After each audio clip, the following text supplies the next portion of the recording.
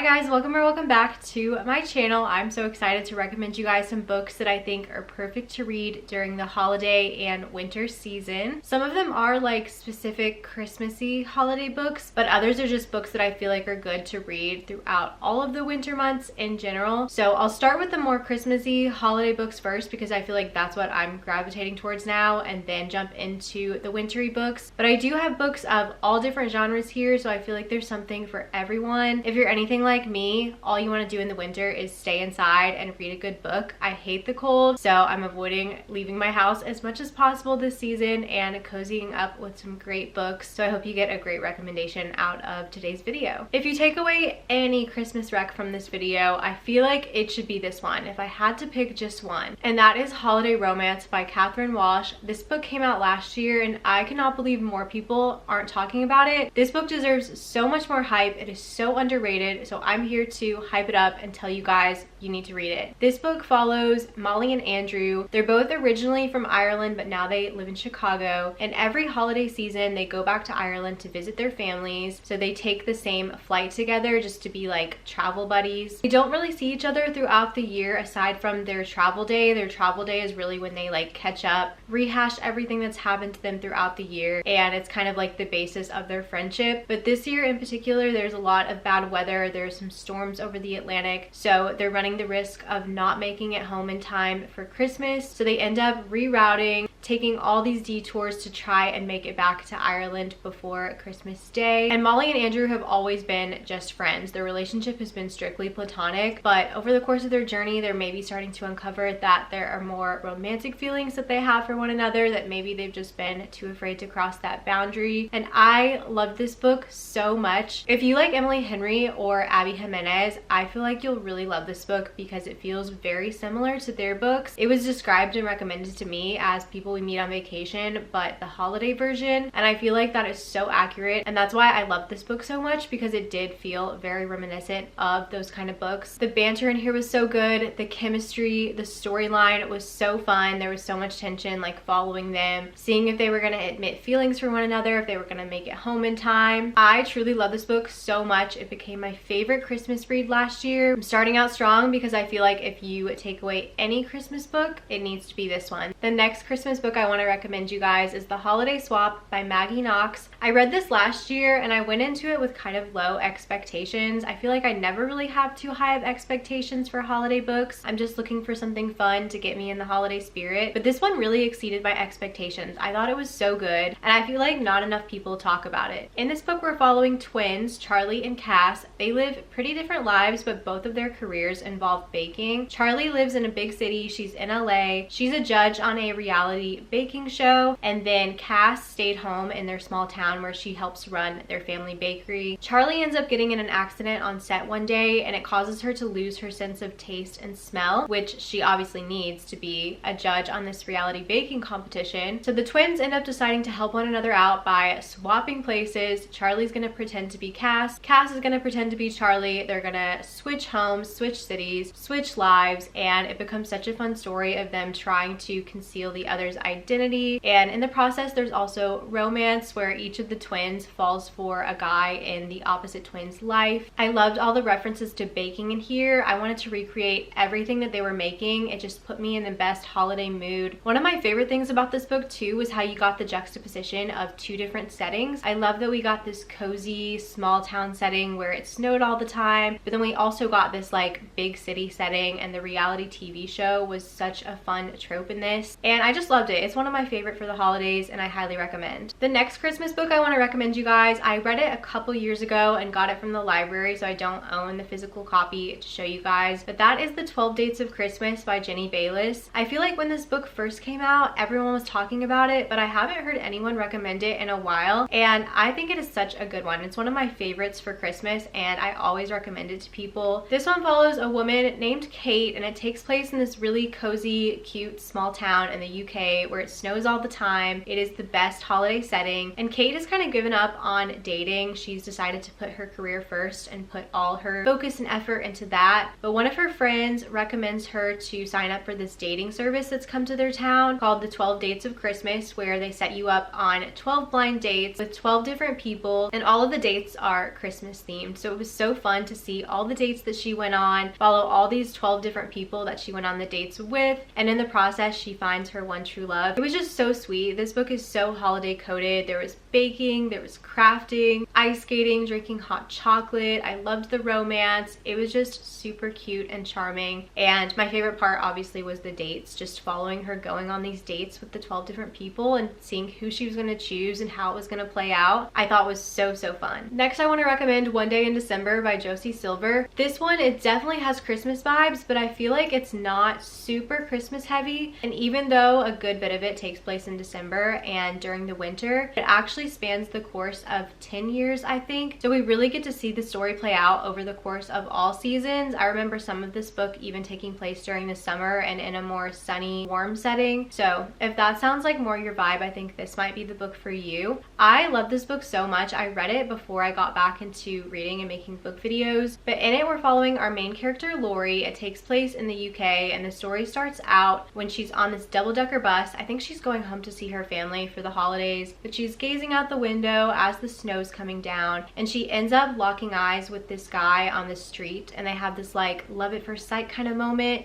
And right as Lori is making the split-second decision to get up and get off the bus and go talk to this guy, the bus drives away. So she ends up going home, venting to her bestie and roomie about this guy who they deem the bus boy, and she's like describing what he looks like. So now every time they go out, they're like looking for this bus boy. But now it's a year later, and she's going to this Christmas party with her best friend, and her best friend is like, oh, I'm so excited to introduce you to my new boyfriend. Lo and behold, her best friend's new boyfriend is busboy, and it becomes this weird situation where she's like, do I tell my best friend that this is the busboy we've been looking for? Does the busboy remember me? Was it just me having this moment with him? Am I crazy? It was just like a few minutes long. Does he even know who I am? Is this one-sided? And the whole story is filled with so much tension. I loved how it explored not only like a romantic relationship dynamic, but also a friendship dynamic. It was just so good. This story had so much depth. It was definitely more emotional. I did tear up at times, and it was just very heartfelt. It had a lot of layers to it, and this is one that I think about all the time. I don't talk about it a lot because it is more like wintry Christmas, so I don't have an excuse to talk about it a lot, but I truly love it, and this is one I would really like to reread at some point. This next book I have never talked about on my channel before, and I have been looking for every excuse to recommend this book and talk about it because I love it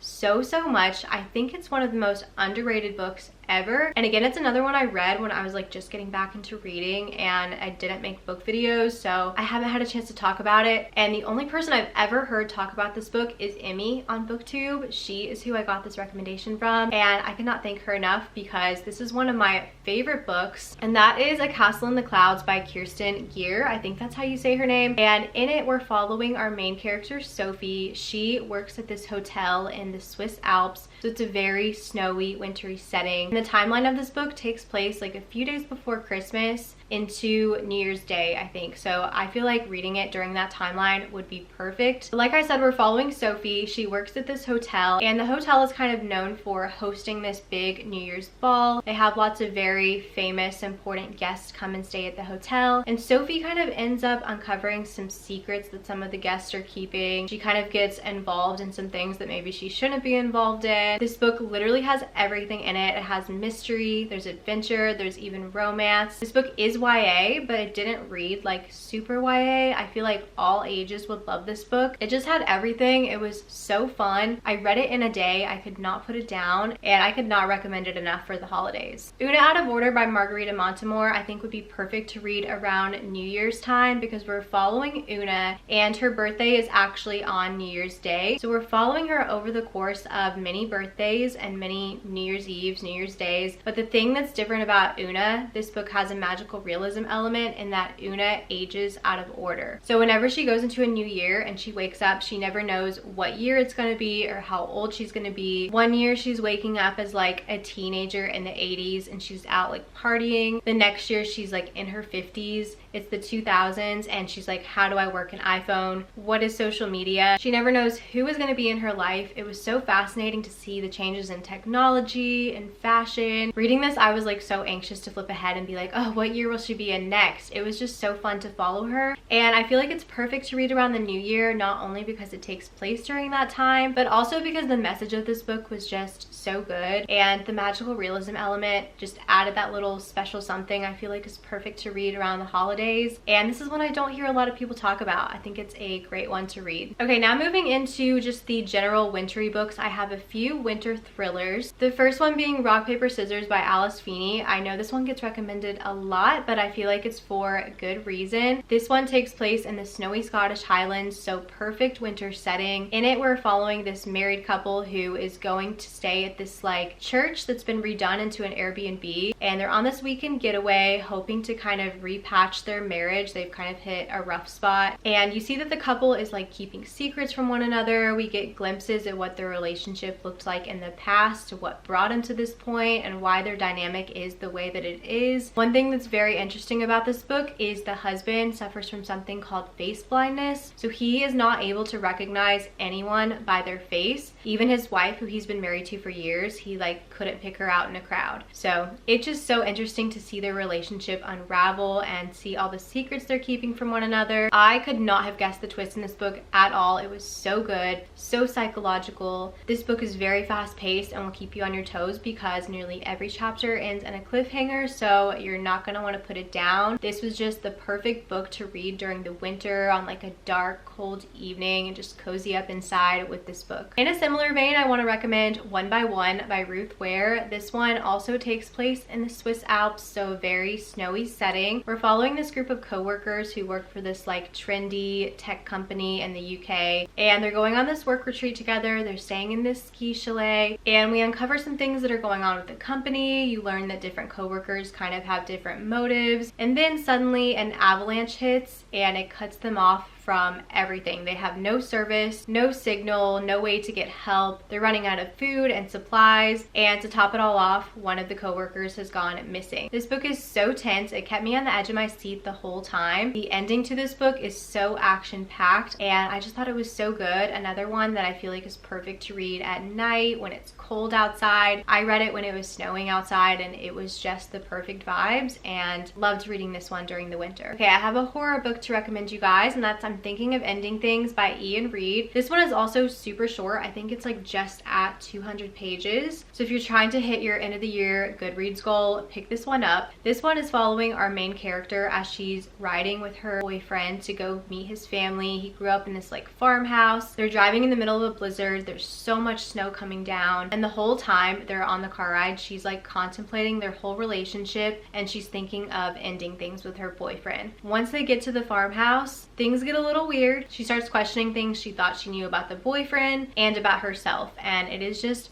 very trippy. It is a wild ride. This is also a movie on Netflix, which I actually watched the movie before reading the book. I really enjoyed the movie. I feel like it stuck pretty true to the book. They definitely embellished some things, but I've heard that people who read the book first didn't enjoy watching the movie, so maybe since I watched the movie first, it made me not have too many comparisons to critique it on, but it did take away that element of suspense when I was reading this, so I feel like if I didn't know how this was going to end, it would have been way more impactful for me, because this does have a very crazy ending, very psychological again, and a really good one I think to read at night during the winter time, especially if it's snowing. I want to end out the video with a couple of hockey romance recommendations. Hockey, I've said this before, I always associate with the winter time just because it's an ice sport, so I love reading hockey romances during the winter. The first one I'm going to recommend is The Deal by Elle Kennedy. I know it is super popular, but if you've not read it yet, you definitely need to. If you're looking for a place to start, if you've never read a hockey romance and you want to get into them, I feel like this is the perfect first hockey romance to read. It was the first hockey romance I read, and it just started a whole new thing for me. It started a whole new hobby and interest for me, and now I'm obsessed and I can't get enough hockey romances. In this book we follow our male main character, Garrett Graham. He is the star of the hockey team, but his grades are suffering a little bit and he needs to pull up his GPA to be able to stay and play hockey. Hannah, our main female character, is very smart, very studious, a straight A student. She also has a crush on the star football player. I think he's the quarterback, but he has no idea that she exists. So Garrett approaches Hannah. He knows that she's super smart, and Garrett proposes a deal. He says, Hannah, will you tutor me, help me get my grades up? I know you're super smart, and in exchange, I will help you get with the football player that you like. And she's like, how are you gonna do that? He's like, I'm gonna fake date you. Trust me, it'll work. I have connections. Since he's an athlete, I'm an athlete. We run in the same circles. If he sees me dating you, it'll get his attention and make him jealous, and I can set you guys up on a date. But in the process, Hannah and Garrett start developing feelings for one another, and I thought it was so good. I love their relationship. The thing that I think makes this book so great is the character development. Garrett at the start is very cocky, kind of a douche, and Hannah's character, I felt like she was kind of like pick me, but as you see the things that they've been through and then working through their struggles together and helping one another, the development is just incredible, both individually as characters and together. I loved it. There's great found family in here with the hockey team, and this is the start to the off-campus series. So if you like this book, there's books about every one of the guys on the hockey team that follow, and I'm just obsessed. I think it's perfect for the winter time. And the last book in hockey romance I want to recommend you guys is Icebreaker by Hannah Grace. I know this one is super popular, but I think it's perfect for winter. Not only is it hockey romance, but it's double ice sport because our female main character, Anastasia, is an ice skater, and she goes to the same school as our male main character and star of the hockey team, Nate Hawkins. And something happens to the hockey team's ice rink where now the hockey team and the figure skaters have to share a rink, and Anastasia is not happy about this. She's our grumpy main character, but Nate Hawkins is our sunshine main character who's trying to make the best of the situation, and through their forced proximity, their relationship develops. There's so much spice in this book. It is very steamy, so if that's not your thing, this might not be for you, but I personally loved the spice. It was great. Some of these scenes I think about all the time. It is very impactful in that way. So if you like a spicy romance, I think you'll like this one. I read this when I had hockey on in the background, and it just hit. It was like perfect during the winter time when it was very cold out. I just love the ice sport element to this. I loved all the characters in this as well. Again, another great found family, and it's the start to a series. So if you like this book, this series is going to be continuing on with books about the other hockey players. So